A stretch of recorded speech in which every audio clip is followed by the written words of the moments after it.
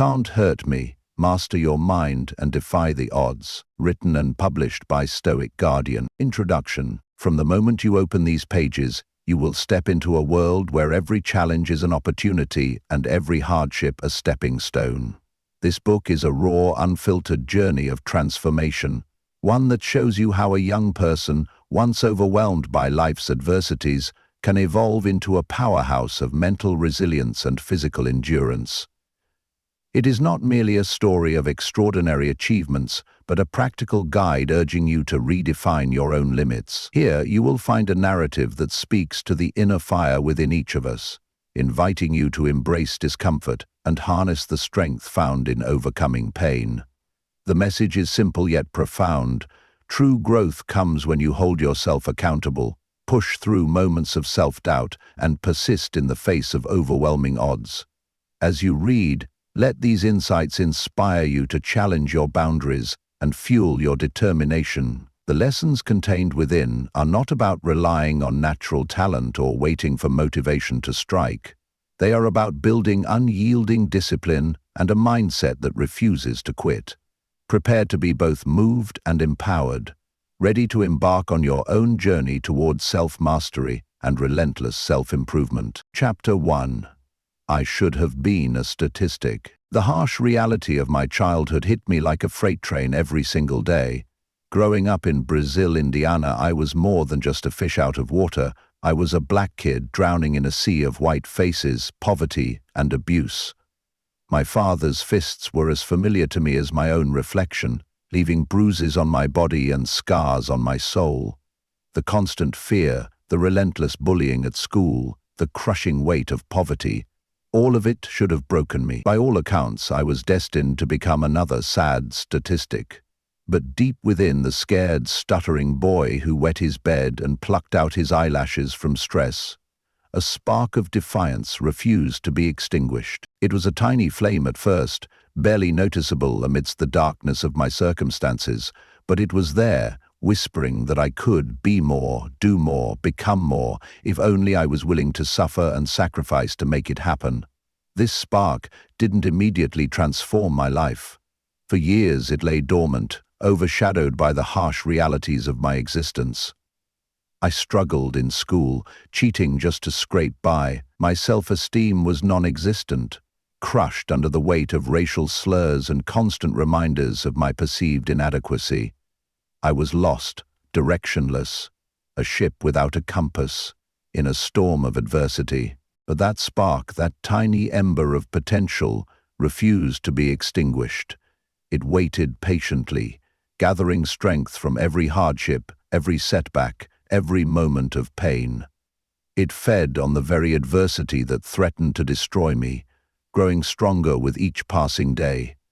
As I entered my teenage years, that spark began to flicker more brightly. It manifested as a gnawing dissatisfaction with my circumstances, a refusal to accept that this was all life had in store for me. I began to question the narrative that had been written for me by my circumstances. Why couldn't I be more? Why couldn't I break free from the cycle of poverty and abuse? This questioning marked the beginning of my transformation. It was the first step on a long, arduous journey that would push me to my limits and beyond.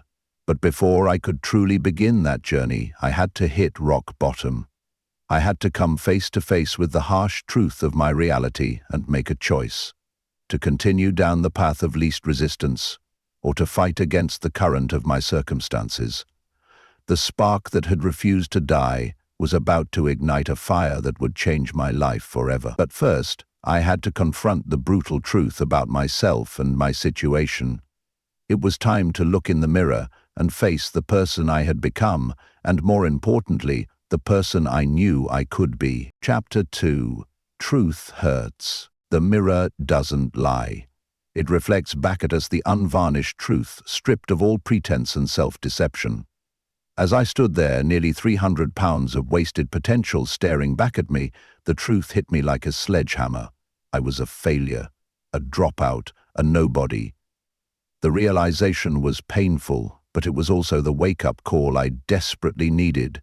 Years of self-neglect and giving in to the easier path had led me to this point. I was working a dead-end job as an exterminator, barely literate, with no prospects and no future. The dreams I once had of making something of myself seemed like cruel jokes now, mocking reminders of my inadequacy. I had become exactly what everyone expected me to be, a statistic, another black kid from a broken home who couldn't cut it in the real world. But as I stood there, confronting my reflection, something shifted inside me. The spark that had been smoldering for years suddenly fled to life. I realized that this moment, this brutal confrontation with reality, was a crossroads. I could continue down the path of least resistance, accepting my fate as inevitable, or I could fight. I could push back against the narrative that had been written for me and write my own story. It was in this moment of harsh truth that I stumbled upon the concept that would change my life, the accountability mirror. I realized that I had been avoiding responsibility for my life, blaming my circumstances, my upbringing, society, anyone and anything but myself. But the truth was, I was the author of my own story. I had the power to change my narrative. So I made a decision. Every day I would stand in front of that mirror and hold myself accountable. I would confront my weaknesses, my fears, my excuses. I would set goals and commit to them, no matter how difficult or impossible they seemed. The accountability mirror became my daily reminder of the person I was and the person I was determined to become. This process was painful. It forced me to confront uncomfortable truths about myself and my choices. But it was also liberating. For the first time in my life, I felt in control. I realized that my past didn't have to dictate my future, that I had the power to change, to grow, to become something more than what the world expected of me. The truth hurts, but it also heals. It clears away the fog of self-deception and excuses, leaving us with a clear view of who we are and who we can become. Embracing this truth, no matter how painful, is the first step towards real change. It's the foundation upon which we can build a stronger, more resilient version of ourselves. As I continued this daily ritual of accountability, I began to see changes, small at first, but growing more significant with each passing day. I lost weight, I started reading more, I set bigger goals for myself, and most importantly, I began to believe in my own potential. The truth had hurt, but it had also set me free. It had ignited a fire within me that would drive me to push beyond my limits and redefine what was possible. Chapter 3. The impossible task. The pull-up bar loomed before me, an imposing symbol of my limitations. 100 pull-ups. That was the goal I had set for myself, a number that seemed as distant and unreachable as the stars. My hands were raw, my muscles screaming in protest, but I refused to quit. This was more than just a physical challenge. It was a battle against my own self-imposed limitations. Hours had passed since I first gripped the cold metal bar. Sweat dripped from my brow, mingling with the blood from my torn calluses. Each pull-up was a war, a struggle against gravity and my own doubting mind. The voice of defeat whispered insidiously, urging me to give up, to accept that some tasks are simply beyond my reach. But I had come too far to surrender now. This journey had begun months ago, with countless failures and moments of crushing self-doubt. Each time I fell short of my goal, the temptation to quit grew stronger. But with every failure, every setback, my resolve only hardened. I began to understand that the true obstacle wasn't physical, but mental. The limits I had placed on myself were self-imposed, born from years of negative self-talk and low expectations. Realizing this truth was the key to breaking through. I started to approach each attempt with a new mindset. Instead of fixating on the daunting end goal, I broke the task down into smaller, manageable chunks. 10 pull-ups became my new benchmark, then 20, then 30. With each small victory, my confidence grew, and the impossible began to seem achievable. I learned to embrace the discomfort, to find comfort in the struggle itself. Pain became my ally. a signal that I was pushing myself beyond my perceived limits. I quieted the voice of doubt, replacing it with affirmations of strength and capability. Each rep became a testament to my journey, a physical manifestation of my mental transformation. As I hung from that bar, arms trembling, I recalled all the moments that had led me here.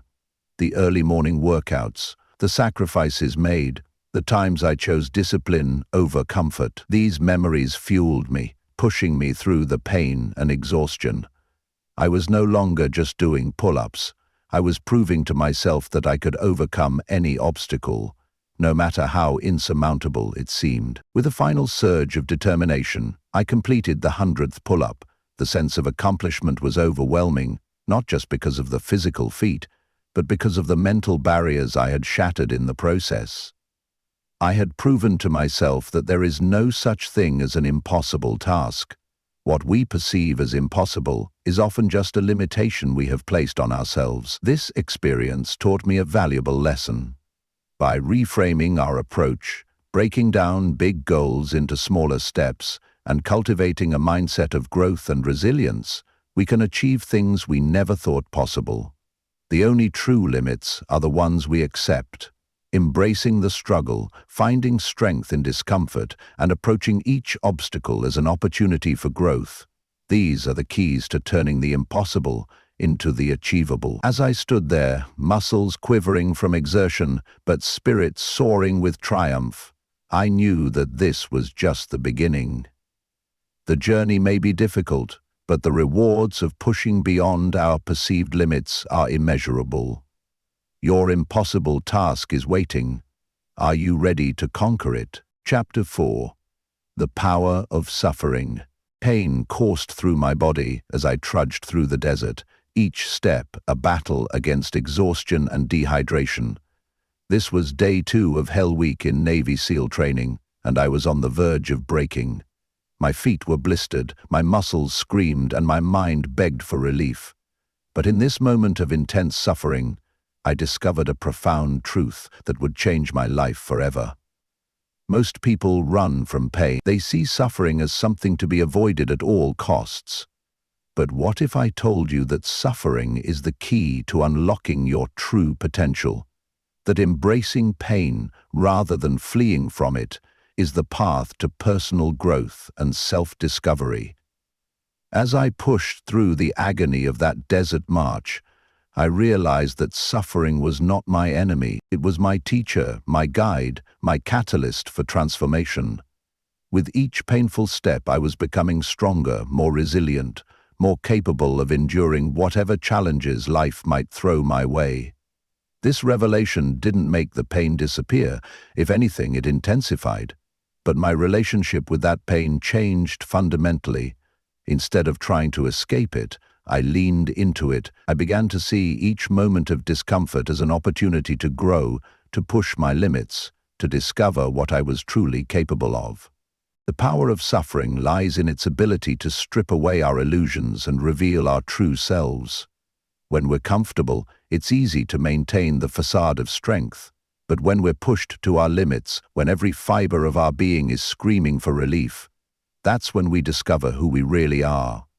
Embracing suffering doesn't mean seeking out pain needlessly. It means approaching life's inevitable challenges with a mindset of growth rather than avoidance. It means seeing difficult times not as obstacles to be overcome, but as opportunities to be seized. This mindset shift transformed my approach to every aspect of life. Workouts became chances to push my limits, not just maintain my fitness. Difficult tasks at work became opportunities to develop new skills, not burdens to be avoided. Even personal setbacks and failures became valuable lessons, not crushing defeat. The power of suffering is not just about enduring pain. It's about using that pain as fuel for personal growth. It's about emerging from life's challenges not just intact, but stronger, wiser, and more capable than before. As I finally completed that grueling desert march, I realized I was no longer the same person who had started. The suffering had changed me, molded me, strengthened me, and I knew that whatever challenges lay ahead, I now had the tools to face them head-on. Embracing suffering is not easy. It goes against our natural instincts. But if you can learn to see pain not as an enemy to be avoided, but as a teacher to be embraced, you'll unlock a level of personal growth and resilience you never thought possible. The power of suffering is waiting for you.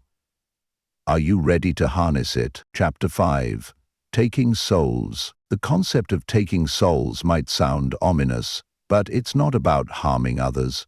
It's about pushing yourself to such extremes that you leave those around you in awe, questioning their own limits and capabilities. It's about exceeding expectations so dramatically that you change the energy in the room, leaving an indelible mark on everyone present. I first discovered this concept during my time in the military, but its applications extend far beyond the battlefield. In every aspect of life, whether it's in the workplace, on the sports field, or in personal relationships, there are opportunities to take souls and redefine what's possible. The key to taking souls is to go above and beyond what's expected or required.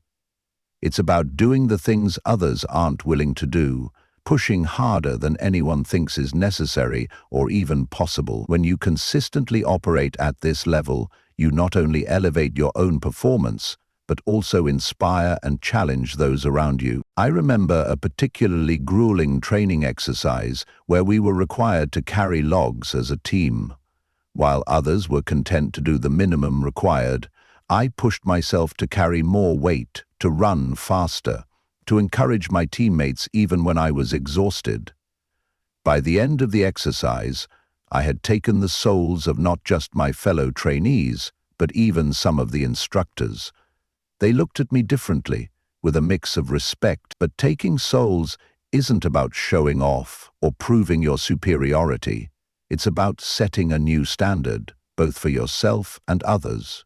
It's about demonstrating what's possible when you refuse to settle for mediocrity and push beyond your perceived limits. In the workplace, taking souls might mean consistently exceeding targets, coming up with innovative solutions, or putting in extra hours to ensure a project's success. In personal relationships, it could involve going out of your way to support a friend in need or showing unwavering commitment to your family.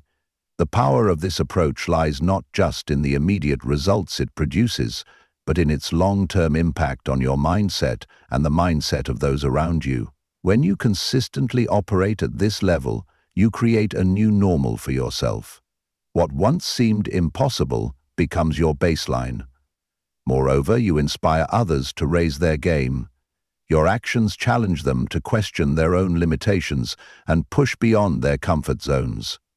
In this way, taking souls becomes a force for positive change, elevating not just your own performance, but that of your entire team or community. But be warned, taking souls is not easy. It requires relentless dedication, a willingness to endure discomfort, and the mental toughness to keep pushing when others would quit.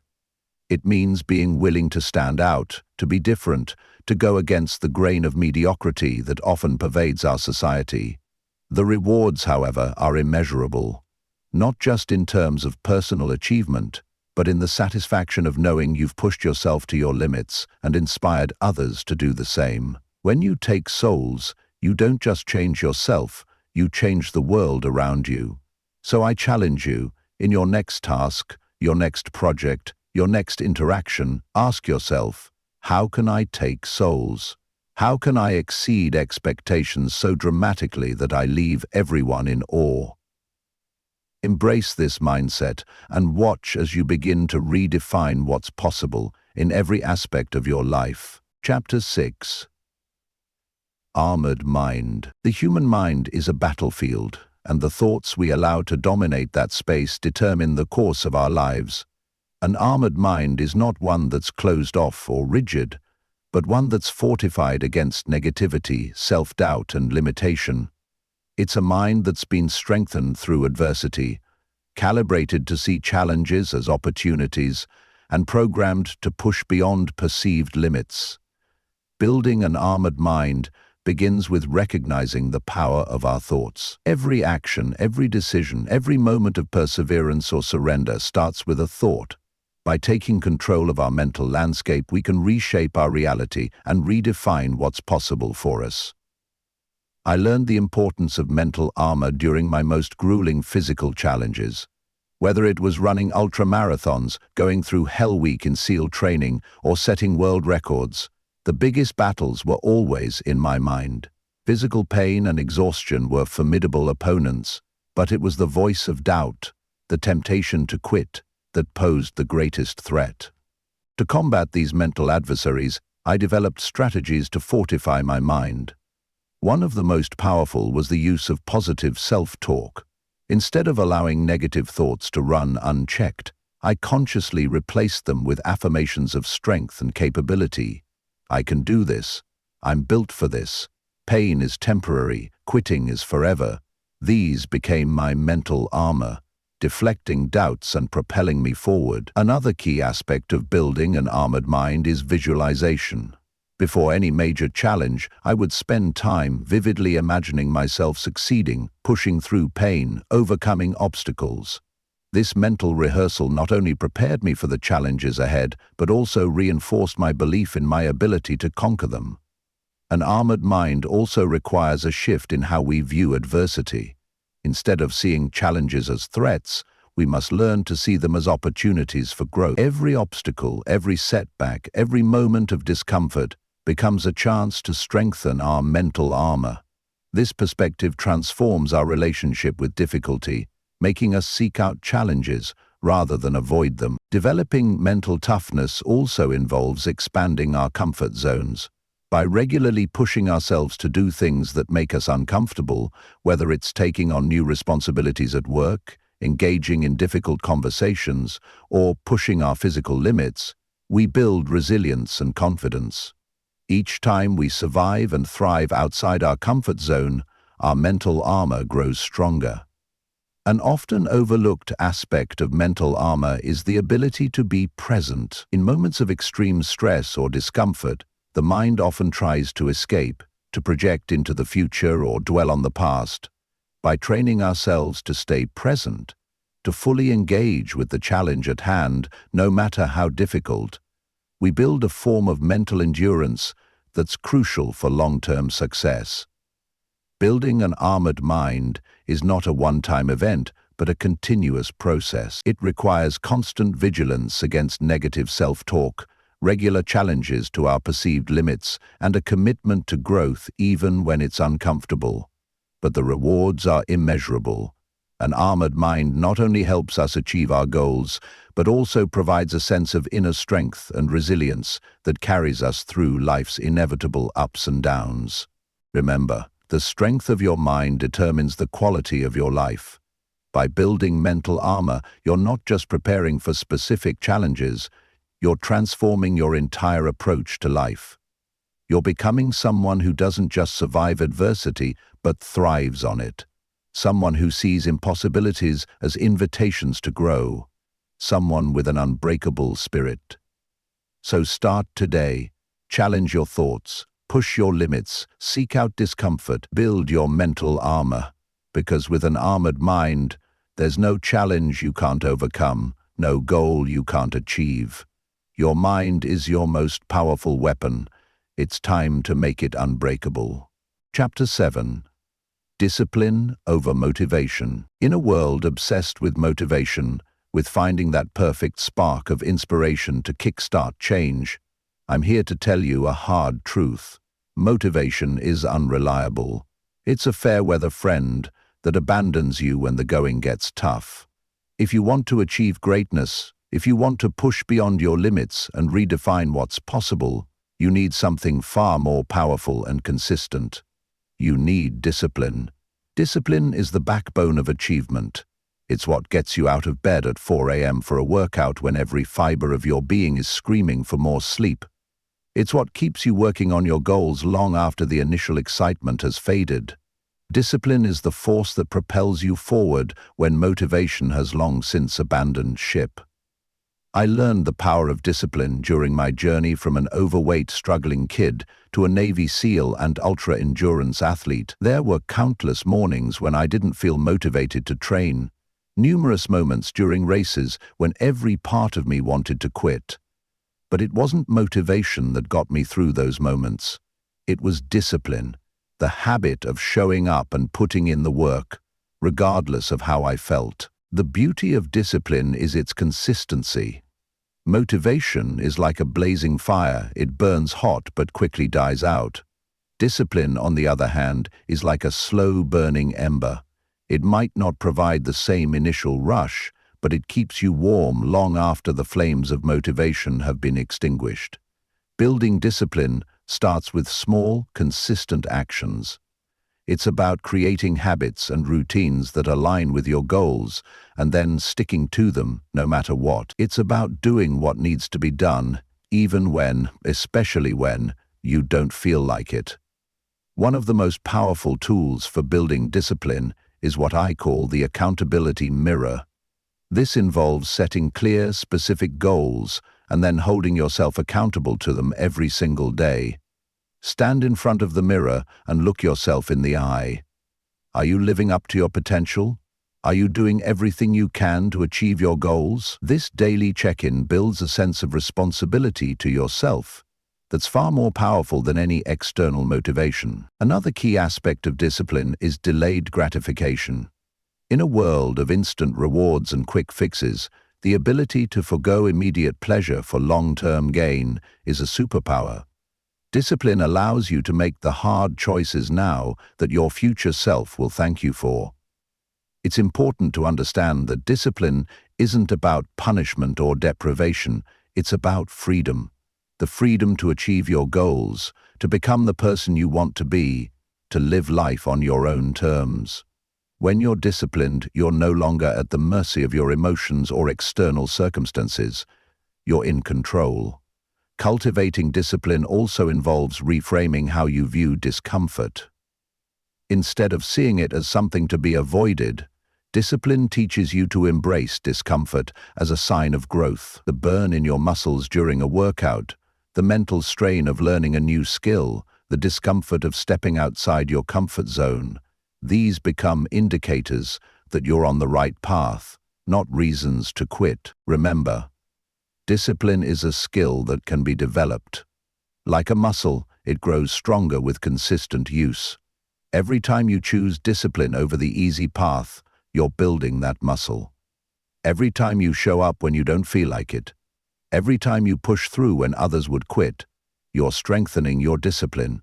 So the next time you're waiting for motivation to strike, remember this: discipline beats motivation every time. Don't wait to feel ready. Don't wait for the perfect moment. Start now. Build the habit of showing up, of doing the work, of pushing your limits, because in the end, it's not motivation that will get you to your goals. It's the quiet, consistent power of discipline that will transform your life and help you achieve the extraordinary. Chapter 8. It's not about a trophy. In a world obsessed with external validation, where success is often measured by trophies, medals, and accolades, I'm here to flip the script. The greatest achievements in life, the ones that truly transform us, aren't about the shiny objects we can display on a shelf. They're about the person we become in the pursuit of our goals. I've won races, set records, and earned my share of accolades, but let me tell you a secret. The trophy was never the point. The real victory, the true reward, was in the countless hours of training, the moments of doubt overcome, the limits pushed and barriers broken. It was in the transformation of my mind and spirit that occurred along the way. When I completed my first ultra-marathon, crossing the finish line after 100 grueling miles, the medal they placed around my neck was nice, but it paled in comparison to the sense of accomplishment I felt, the knowledge that I had pushed myself beyond what I thought possible. The real trophy was the person I had become, someone who could endure, persevere, and triumph in the face of extreme adversity. This mindset shift is crucial for anyone seeking to achieve greatness. When you focus solely on the end result, on the trophy or the recognition, you miss the most valuable part of the journey. You overlook the growth, the learning, the strengthening of your character that occurs in the pursuit of your goals. Moreover, an obsession with external validation can be dangerous. It makes your sense of self-worth dependent on factors outside your control. You become vulnerable to the opinions of others, to the vagaries of competition, to circumstances that may or may not align in your favor. Instead, I challenge you to fall in love with the process. Embrace the daily grind, the small victories, the moments of struggle and doubt. These are the true treasures, the real measure of your success, because long after the shine has worn off any trophy, the strength, resilience, and discipline you've developed will remain. This doesn't mean you shouldn't set ambitious goals or strive for excellence. By all means, aim high, push yourself to achieve great things, but understand that the real value lies not in reaching the destination, but in who you become along the way. I've seen too many people achieve their goals only to feel empty afterwards. They got the promotion, won the race, earned the degree, but they're left wondering, is this it? That's because they missed the point. They were so focused on the trophy that they overlooked the real prize, their own growth and transformation. When you shift your focus from the trophy to the journey, something magical happens. You become more resilient in the face of setbacks. After all, if the process is the point, then every challenge becomes an opportunity for growth. You become more present, more engaged in each moment of your pursuit, and paradoxically, you often achieve even greater external success because you're no longer paralyzed by the pressure of reaching a specific outcome. This mindset also allows you to find joy and fulfillment in pursuits that may not have obvious external rewards. The personal challenge you set for yourself, the skill you decide to master, the habit you choose to build, these become victories in themselves, regardless of whether anyone else recognizes or applauds them. Remember, at the end of your life, it won't be the trophies on your shelf that define you. It will be the character you've built, the lives you've touched, the person you've become. So by all means, set big goals, push yourself to achieve great things, but never forget, it's not about the trophy. It's about the journey, the growth, the transformation. That's where the real victory lies. That's the trophy that truly matters. Chapter 9.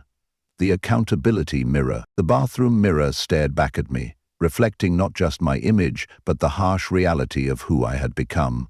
Overweight, underachieving, full of excuses, this was not the person I wanted to be. In that moment of brutal honesty, I discovered one of the most powerful tools for personal transformation: the accountability mirror. The concept is simple, yet profound. Every day you stand in front of a mirror and have an honest conversation with yourself. No sugarcoating, no excuses, just raw truth. You look yourself in the eye and ask the hard questions. Are you living up to your potential? Are you making progress towards your goals? Are you becoming the person you want to be? This daily ritual became the cornerstone of my transformation. It forced me to confront my weaknesses, acknowledge my failures, and take responsibility for my life. No longer could I blame circumstances or other people for my shortcomings. The mirror didn't care about my excuses. It only reflected back the truth. But the accountability mirror isn't just about self-criticism. It's also a powerful tool for goal setting and motivation. I began writing my goals directly on the mirror with a dry erase marker. Every day I'd see these goals staring back at me, challenging me to take action. Whether it was losing weight, improving my fitness, or advancing my career, these written reminders kept me focused and driven. The power of the accountability mirror lies in its ability to cut through the noise and distractions of daily life. In a world full of external influences and opinions, it provides a moment of clarity and self-reflection. It's a daily reminder that ultimately, you are responsible for your own life and choices. Using the accountability mirror effectively requires brutal honesty and a willingness to face uncomfortable truths. It's not easy to confront your failures and shortcomings every day, but this discomfort is where growth happens. By acknowledging where you're falling short, you create the opportunity to improve. Over time, the accountability mirror becomes more than just a tool for self-reflection. It becomes a catalyst for action. When you know you'll have to face yourself in the mirror tomorrow, you're more likely to make choices today that align with your goals and values. It creates a constant feedback loop of reflection, decision, and action. The accountability mirror also helps build self-trust. As you set goals and consistently work towards them, you prove to yourself that you're capable of following through. This builds confidence and self-efficacy, creating a positive cycle of achievement. Remember, the person in the mirror is both your harshest critic and your biggest supporter. Use this tool to push yourself, to challenge your limits, and to hold yourself to a higher standard, but also use it to acknowledge your progress, celebrate your victories, and remind yourself of your inherent worth and potential. The accountability mirror is not about perfection, it's about progress. It's about committing to continuous improvement and taking ownership of your life. It's about becoming the best version of yourself, one reflection at a time. So I challenge you. Start your own accountability mirror practice. Face yourself honestly every day. Write down your goals, confront your shortcomings, celebrate your progress. Let the mirror become a daily reminder of who you are and who you're striving to become. Because when you're accountable to yourself, there's no limit to what you can achieve. Chapter 10.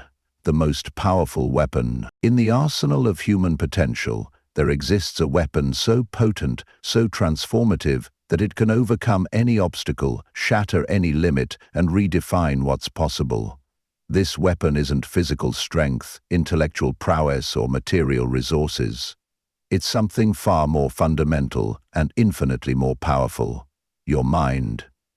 Your mind is the ultimate battleground where success is won or lost long before you ever take action in the physical world. It's the source of your drive, your resilience, your ability to push through pain and adversity.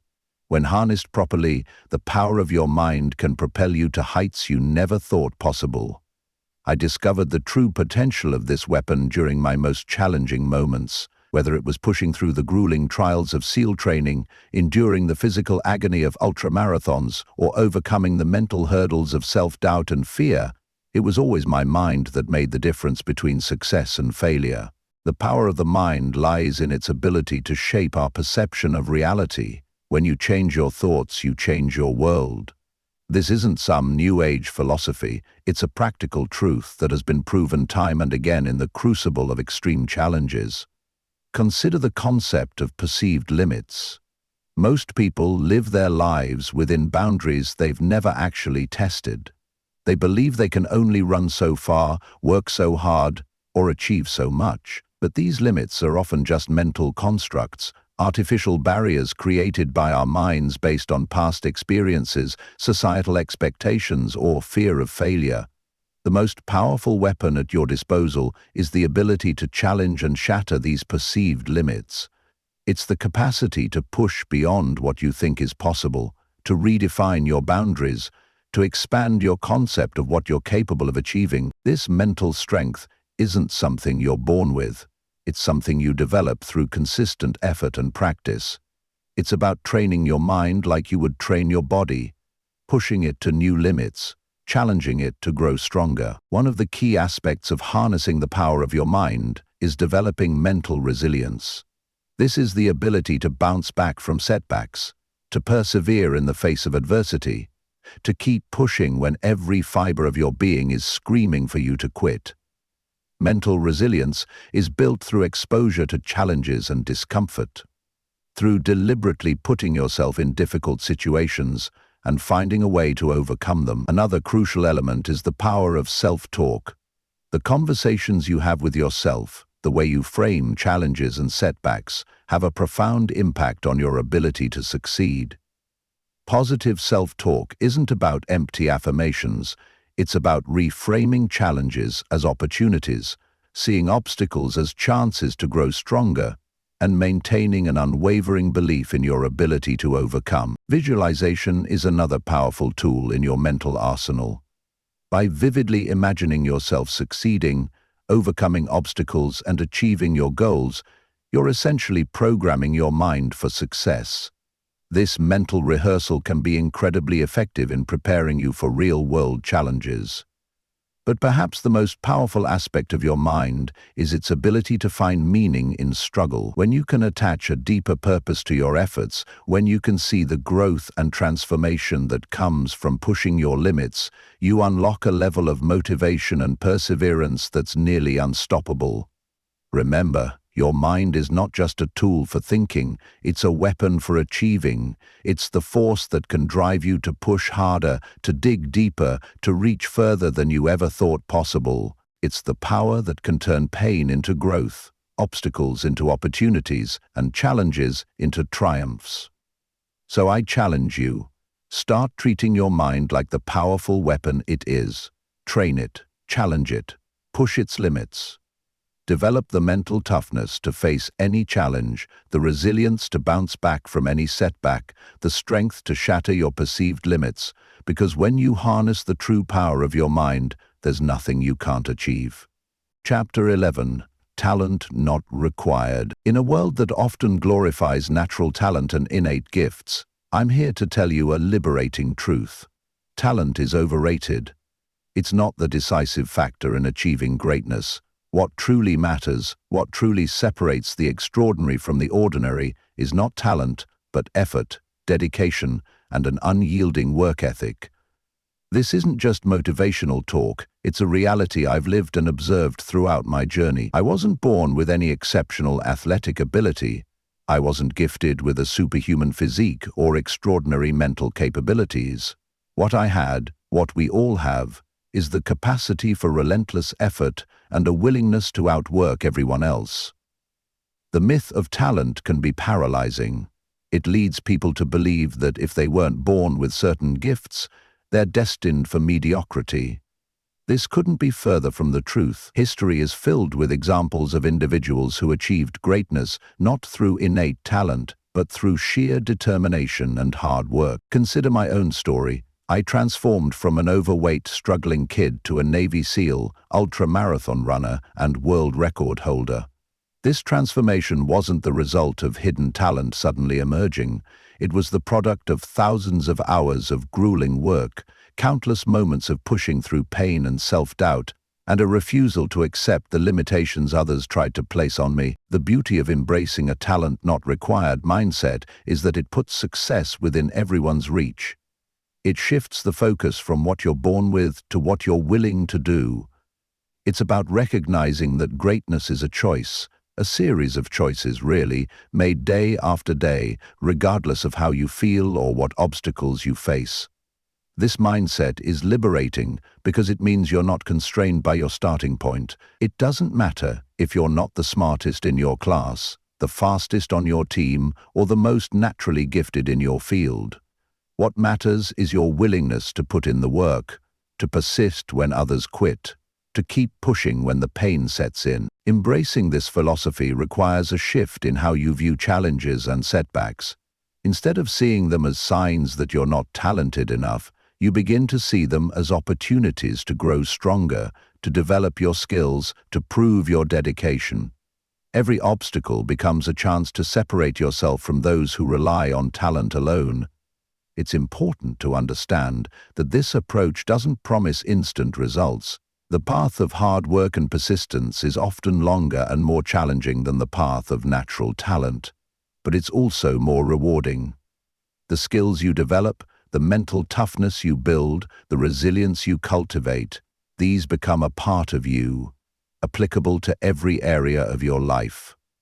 Moreover, the satisfaction of achieving something through sheer effort and determination is unparalleled. When you know that your success is the result of your choices and your hard work, not some genetic lottery, it brings a level of fulfillment that those who rely on talent alone rarely experience. This talent not required mindset also instills a sense of control over your life and your achievements.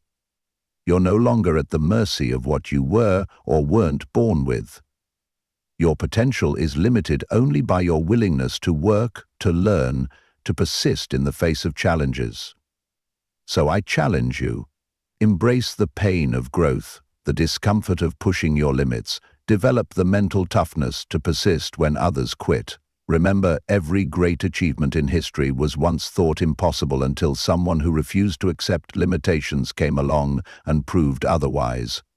Talent may give you a head start, but it's effort that determines where you finish. And in the race of life, it's not about how you start, it's about how you finish. So, lace up your shoes, get to work, and show the world what's possible when you combine relentless effort with an unbreakable spirit.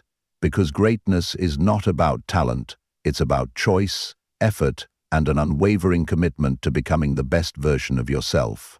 Chapter 12. Uncommon amongst uncommon. In a world that often celebrates mediocrity and settles for average, there exists a rare breed of individuals who refuse to be ordinary. These are the people who push beyond the boundaries of what's considered possible, who continue to strive for excellence even when they've already achieved more than most. They are the uncommon amongst the uncommon. Being uncommon amongst the uncommon isn't about natural talent or innate abilities. It's about a mindset, a relentless drive to continually push your limits and redefine what's possible.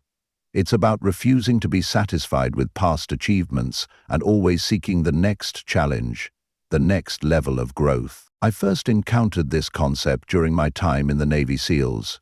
Here I was, surrounded by some of the toughest, most elite warriors on the planet, men who had already proven themselves to be uncommon by making it through the grueling SEAL training. But even in this group of extraordinary individuals, there were those who stood out, the ones who always volunteered for the hardest missions, who pushed themselves harder in training than was required, who were constantly seeking ways to improve and grow. These individuals taught me a valuable lesson.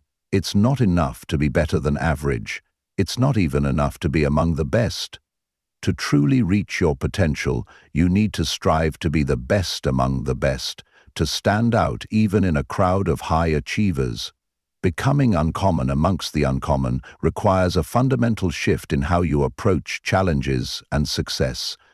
It means never being satisfied with your current level of achievement. It means constantly seeking out new challenges, new ways to push your limits, new opportunities for growth. This mindset involves embracing discomfort as a sign of progress. When you're uncommon amongst the uncommon, you don't shy away from pain or difficulty, you seek it out. You understand that growth happens at the edge of your comfort zone, so you're constantly pushing that edge further and further. Being uncommon amongst the uncommon also means holding yourself to a higher standard than anyone else would. It's about doing the right thing even when no one is watching, about putting in the extra work even when you've already done more than everyone else. It's about competing not against others, but against the best version of yourself.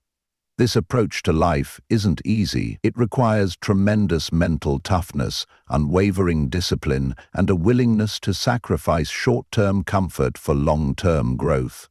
It means being okay with being misunderstood, with people thinking you're crazy or obsessed. Because the truth is, to achieve the extraordinary, you often have to do things that seem extreme to ordinary people. But the rewards of this mindset are immeasurable.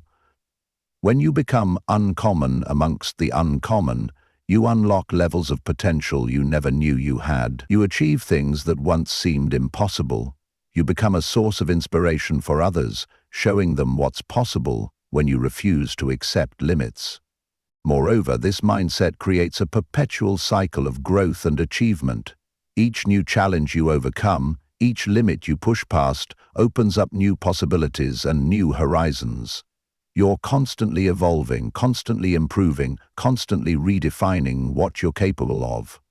Being uncommon amongst the uncommon isn't about being better than others. It's about being better than you were yesterday. It's about competing against yourself, about striving to be the best possible version of yourself in every moment. So I challenge you. Don't be content with being better than average. Don't even be satisfied with being among the best. Strive to stand out even among the high achievers. Push yourself harder than anyone expects. Hold yourself to standards that seem extreme to others. Seek out challenges that scare you, that push you to your limits and beyond.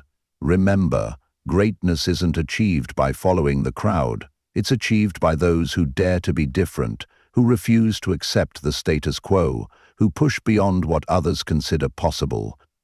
Be uncommon. And then be uncommon amongst the uncommon, because that's where true greatness lies. That's where you'll discover what you're truly capable of achieving. Chapter 13. The Empowerment of Failure. In a world that often equates failure with weakness, I'm here to flip the script. Failure isn't something to be feared or avoided.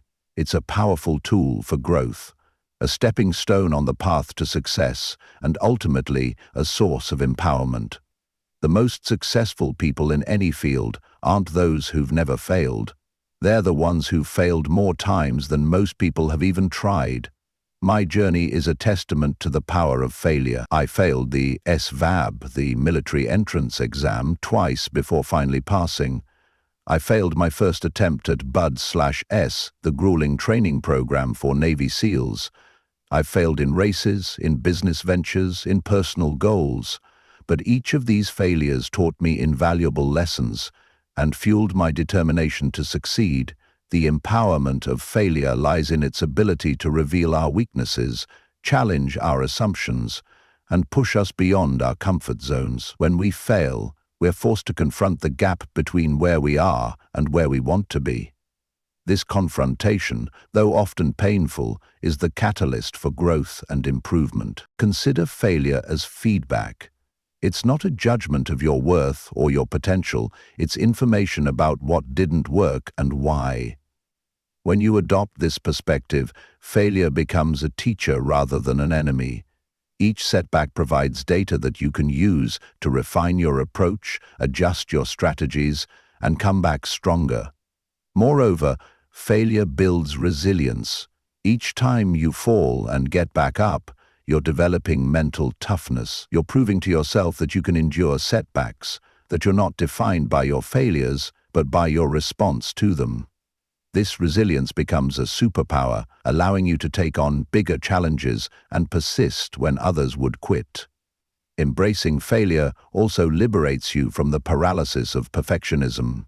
When you're not afraid to fail, you're more willing to take risks, to try new things, to push beyond your current capabilities. This willingness to step into the unknown is where true growth and innovation happen. But harnessing the empowerment of failure requires a shift in mindset. Instead of seeing failure as the end of the road, view it as a detour, a necessary part of the journey to success. It requires reframing the pain of failure as the discomfort of growth. It means celebrating the attempt as much as the achievement. This doesn't mean seeking out failure for its own sake. The goal is still to succeed, but it means approaching challenges with the understanding that failure is a possibility, and more importantly, that it's not the end of the world if it happens. One of the most powerful aspects of embracing failure is the freedom it provides. When you're no longer paralyzed by the fear of failure, you're free to take bold actions, to pursue audacious goals, to live life on your own terms.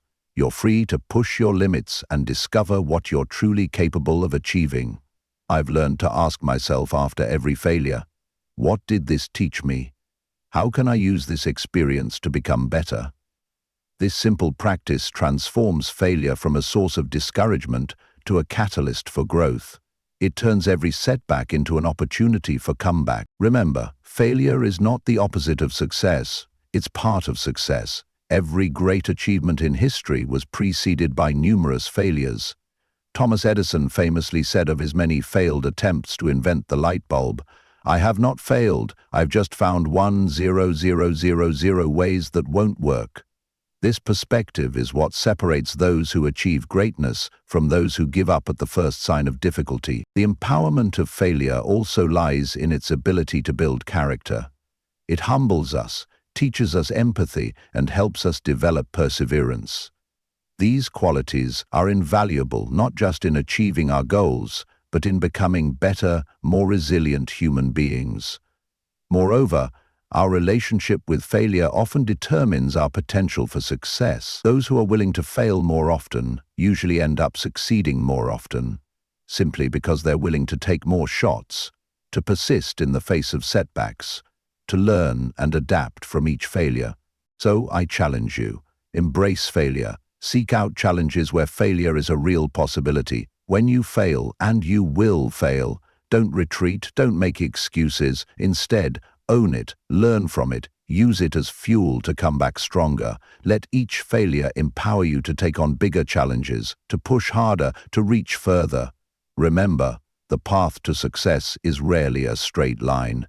It's a series of ups and downs, of failures and successes. The key is to keep moving forward, to keep learning, to keep pushing your limits, because in the end, it's not about avoiding failure, it's about using failure as a stepping stone to success. Embrace the empowerment of failure, let it shape you, strengthen you, and propel you towards your goals. Because when you're no longer afraid to fail, there's no limit to what you can achieve. Chapter 14. What if? Two simple words, yet they hold the power to transform your life. What if? These words are the gateway to possibility, the spark that ignites innovation and the driving force behind every great achievement in human history. But too often we use what if to limit ourselves, to entertain our fears and doubts. It's time to reclaim the power of what if and use it as a tool for growth, ambition, and relentless self-improvement. I've learned to harness the power of what if throughout my journey. What if I could transform from an overweight, struggling kid to a Navy SEAL? What if I could run 100 miles without any prior ultramarathon experience? What if I could break world records and push the limits of human endurance? These questions weren't just idle daydreams, they were challenges, calls to action that propelled me forward. The beauty of what if lies in its ability to expand our perception of what's possible. When you ask what if, you're giving yourself permission to dream big, to consider outcomes that might seem impossible at first glance. It's a mental exercise that breaks down the barriers of self-imposed limitations and opens up a world of potential. But what if isn't just about dreaming, it's about action. It's about taking those seemingly impossible scenarios and turning them into concrete goals. It's about asking not just, what if I could do this, but what if I started working towards this right now? This approach requires a fundamental shift in mindset. Instead of using what if to entertain worst-case scenarios and fuel anxiety, use it to explore best-case scenarios and fuel ambition. Instead of what if I fail, ask, what if I succeed beyond my wildest dreams? This simple reframing can transform fear into excitement, doubt into determination. The power of what if also lies in its ability to challenge assumptions. When you ask what if, you're questioning the status quo, challenging conventional wisdom, and opening yourself up to new possibilities. This is where innovation happens, where breakthroughs are made, where limits are shattered. But embracing the power of what if isn't always easy. It requires courage to dream big, to consider possibilities that others might dismiss as unrealistic. It requires the willingness to take risks, to step out of your comfort zone, to face the possibility of failure. But remember, the biggest risk in life is not taking any risks at all. What if is also a powerful tool for problem solving. When faced with obstacles, asking what if can help you generate creative solutions. What if we approached this problem from a completely different angle? What if we combined these two seemingly unrelated ideas? This kind of thinking can lead to breakthroughs that wouldn't be possible with a more conventional approach. Moreover, what if can be a catalyst for personal growth. By regularly asking yourself, what if I pushed myself just a little bit harder? What if I learned this new skill? What if I faced this fear head-on? You create a mindset of continuous improvement and self-challenge. So I challenge you, start asking what if more often. But don't just ask, act on those questions. Turn them into goals, into plans, into reality. Use what if to push your limits, to dream bigger, to become more than you ever thought possible. Remember, every great achievement started with someone asking, what if? What if we could fly? What if we could instantaneously communicate with someone on the other side of the world? What if we could run a marathon in under 2 hours? These questions led to actions that transformed the world. Your what if has the power to transform your life and potentially the lives of others. So dream big, ask bold questions, and then have the courage to pursue the answers. Because in the space between what if and I did, that's where greatness is born. Chapter 15. Callous your mind. Just as a callus forms on your hand to protect it from repeated friction, your mind can develop a protective layer against the challenges and adversities of life. This mental callus isn't about becoming cold or unfeeling. It's about developing the toughness and resilience to withstand discomfort, push through pain, and persevere when others would quit. Callousing your mind is a deliberate process. It's about intentionally exposing yourself to discomfort and challenges, not to punish yourself, but to grow stronger. It's about reframing pain and difficulty not as things to be avoided, but as essential tools for personal growth and achievement. I first learned about mental callousing during my time in Navy SEAL training. The instructors would constantly push us beyond our perceived limits, subjecting us to extreme physical and mental stress. At first it felt like torture, but over time I realized that this process was toughening not just my body but my mind. I was developing the ability to function and even thrive under conditions that would break most people. The key to callousing your mind is consistent exposure to challenges. It's not about occasional heroic efforts, but about daily habits that push you out of your comfort zone. This could be as simple as taking a cold shower every morning, pushing yourself to do one more rep when your muscles are screaming to stop, or tackling the hardest task on your to-do list first thing in the day. But mental callousing isn't just about enduring physical discomfort. It's also about developing emotional resilience.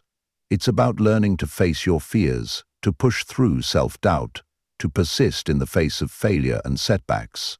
It's about training your mind to stay focused and composed under pressure, to maintain a positive attitude in negative situations. One powerful technique for callousing your mind is visualization. By mentally rehearsing challenging scenarios and visualizing yourself overcoming them, you're preparing your mind to handle real-life difficulties. This practice helps build confidence and reduces anxiety when you actually face these situations. Another crucial aspect of mental callousing is reframing your relationship with discomfort. Instead of seeing discomfort as something to be avoided, learn to see it as a sign of growth. When you're uncomfortable, it means you're pushing your boundaries, expanding your capabilities, becoming stronger. It's important to understand that callousing your mind doesn't mean suppressing your emotions or becoming insensitive. It's about developing the ability to acknowledge your feelings without being controlled by them. It's about building the mental strength to choose your responses rather than reacting instinctively. The process of callousing your mind also involves developing a growth mindset. This means seeing challenges as opportunities to learn and grow, rather than as threats to be avoided. It means embracing failure as a teacher, not a deterrent. It means believing in your ability to improve and develop new skills through effort and practice. Remember, callousing your mind is a gradual process. Just like physical calluses, mental toughness develops over time with consistent exposure to challenges.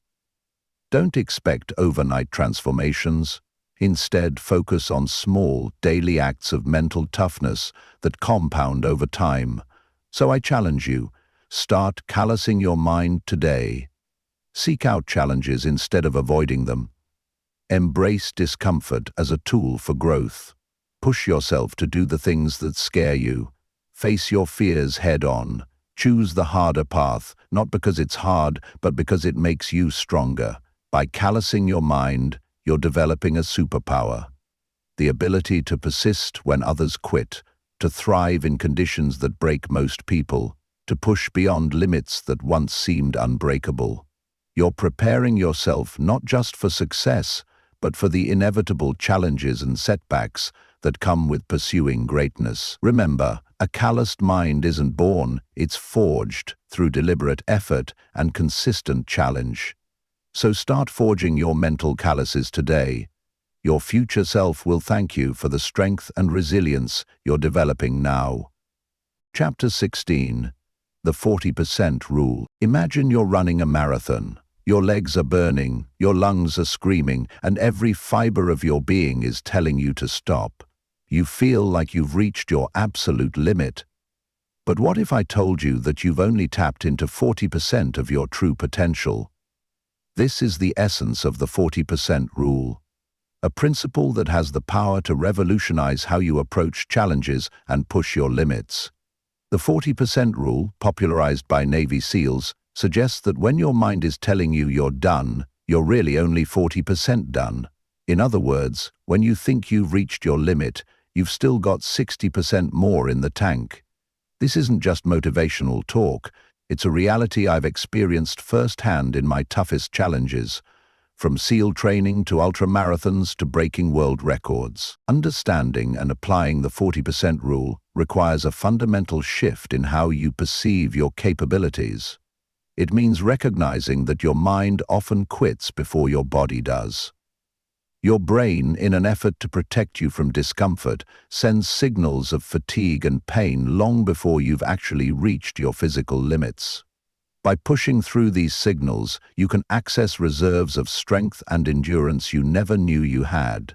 But the 40% rule isn't just about physical endurance. It applies to every aspect of life. When you're struggling with a difficult task at work, when you're facing a personal challenge that seems insurmountable, when you're tempted to give up on a goal, remember the 40% rule. You've got more in you than you think. Applying the 40% rule in practice requires developing mental toughness and the ability to override your brain's instinct to quit. This is where techniques like positive self-talk, visualization, and breaking big challenges into smaller, manageable chunks come into play. It's about training your mind to push past the initial waves of discomfort and tap into your deeper reserves. One powerful way to implement the 40% rule is through the concept of micro goals. When you feel like quitting, instead of focusing on the entire challenge ahead, set a small, immediate goal. If you're running, it might be making it to the next lamppost. If you're working on a difficult project, it might be completing the next paragraph. By achieving these micro goals, you prove to yourself that you can go further, building momentum and confidence. It's important to note that the 40% rule isn't about ignoring your body's signals or pushing yourself to the point of injury. It's about learning to distinguish between the voice of fatigue and the voice of genuine physical limitation. It's about developing the discernment to know when you can safely push further and when you need to rest and recover. The beauty of the 40% rule is that it's self-reinforcing. Each time you push past your perceived limits, you expand your understanding of what you're capable of. You build confidence in your ability to persevere, making it easier to push through discomfort in future challenges. Moreover, the 40% rule isn't just about achieving more. It's about discovering more about yourself.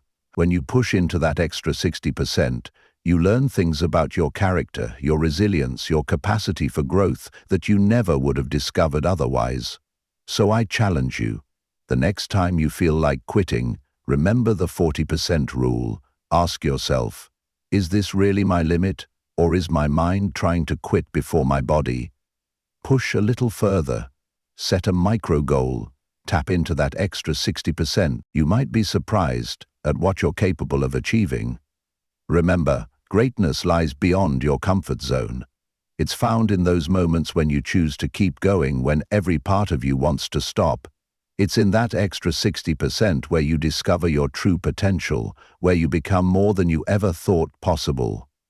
Embrace the 40% rule. Use it as a tool to push your limits, to challenge your perceptions of what's possible, to tap into reserves of strength and resilience you never knew you had, because when you realize that you're capable of 60% more than you thought, there's no limit to what you can achieve. Chapter 17.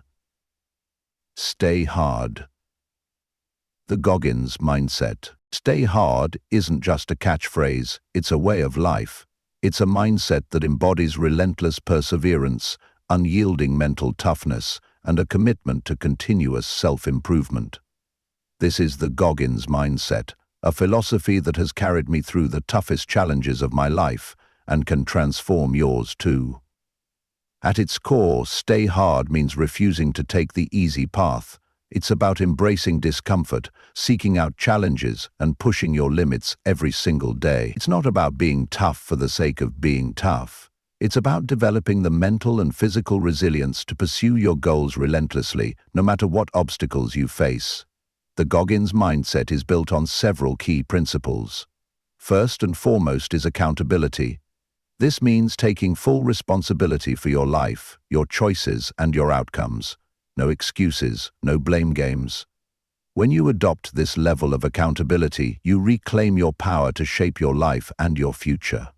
Another crucial aspect of the stay hard mindset is the pursuit of continuous growth. This means never being satisfied with your current level of achievement.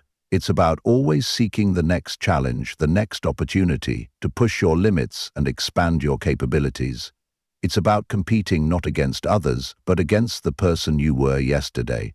The Goggins Mindset also emphasizes the importance of embracing pain and discomfort. This doesn't mean seeking out pain needlessly, but rather understanding that growth and comfort rarely coexist.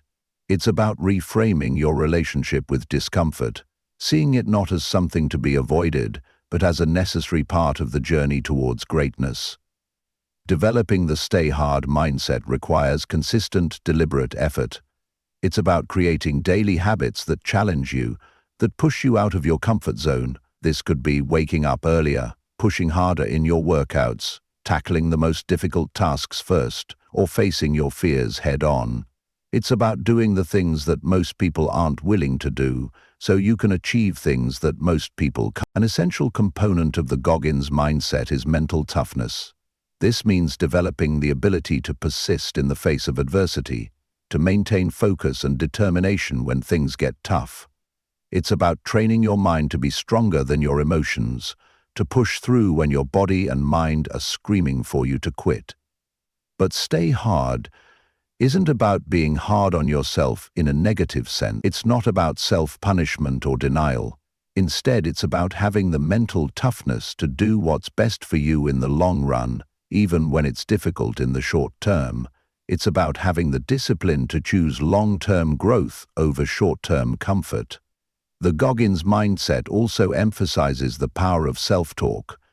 The conversations you have with yourself, especially in moments of difficulty, can make or break your resolve. Stay hard means cultivating an inner dialogue that's tough but encouraging, that acknowledges the difficulty of the challenge but reaffirms your ability to overcome it. One of the most powerful aspects of the Stay Hard mindset is its applicability to all areas of life.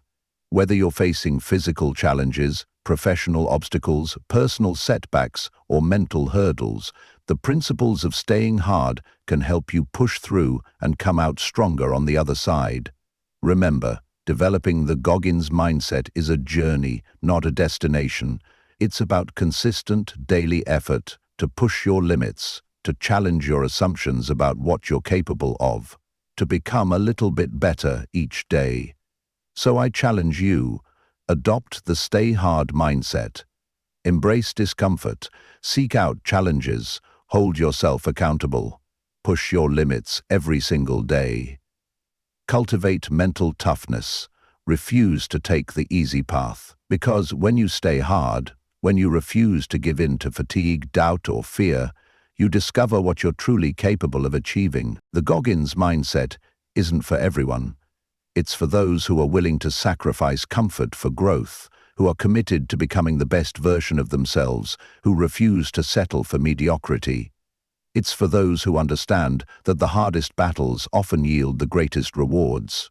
Stay hard. Not just when it's easy, not just when you feel motivated, but especially when it's difficult, when you're tired, when you want to quit, because that's where greatness is forged. That's where you become uncommon amongst the uncommon.